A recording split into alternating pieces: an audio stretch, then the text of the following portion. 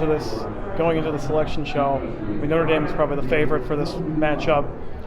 The only one who for sure knew it was going to be Notre Dame was you. So, I guess what is your take on this repeat matchup from the season? Well, we're just really happy to be in the field. We're really happy to have a chance to compete and play another week and spend more time with our guys and continue to improve and give our best effort against, like you said, the favorite in this matchup without question, and certainly a favorite to win the whole thing.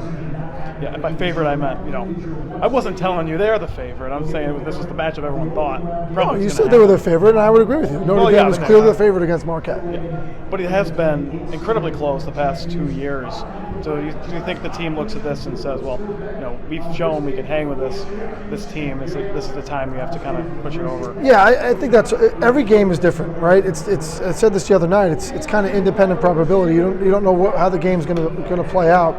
I think playing them in the past has certainly helped, not our comfort level, but we kind of know them, they know us, and we know that they're going to be highly skilled and be very well coached and play hard. And I like to think that they know that they're going to see a scrappy team come down and give their best effort. When we were in this spot last time, it was facing a team that you guys had never seen before, and now it's a team you see every year.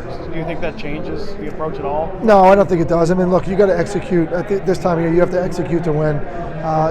Certainly it doesn't make it easier to prepare. It just makes it different. You get an opportunity to look back at what you looked like against them, and different than last year. We had never played Carolina, where, like you said, we've had opportunities to see what we look like against Notre Dame. Is it difficult at all, or more difficult to game plan not knowing whether Perkovich and Garza are going to play? I would be shocked if those two kids aren't on the field. I think you give a game plan like they're going to be 100%. With this now second spot in the NCAA tournament, what do you think that says about Marquette lacrosse, that you've already kind of shown it wasn't just a one-hit wonder, you were able to do this again? It speaks to the character of our kids. It speaks to the commitment that this institution has made to lacrosse and to the entire athletic department, and giving these kids and these student athletes and our coaches an opportunity to compete at the highest level of whatever sport that we support. And we got lucky enough that we got hot at the right time.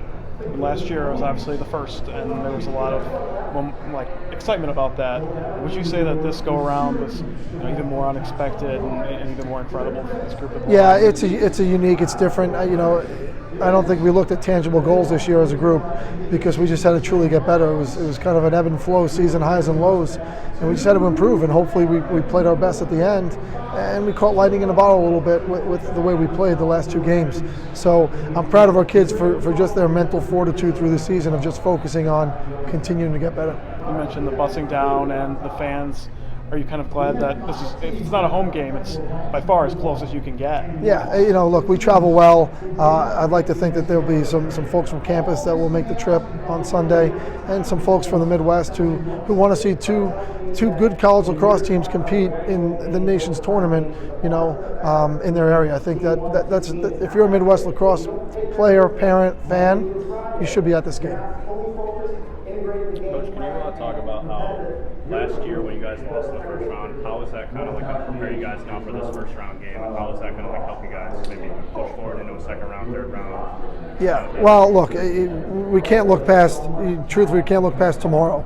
With final starting, we've got a lot to work on with just our kind of time management, before we even step on the practice field. We got to figure out how to get that right this week. But so to even think about a second or third round opponent, if teams are doing that, those teams will be watching second and third round games. We've got to really prepare hard on ourselves and prepare hard for Notre Dame.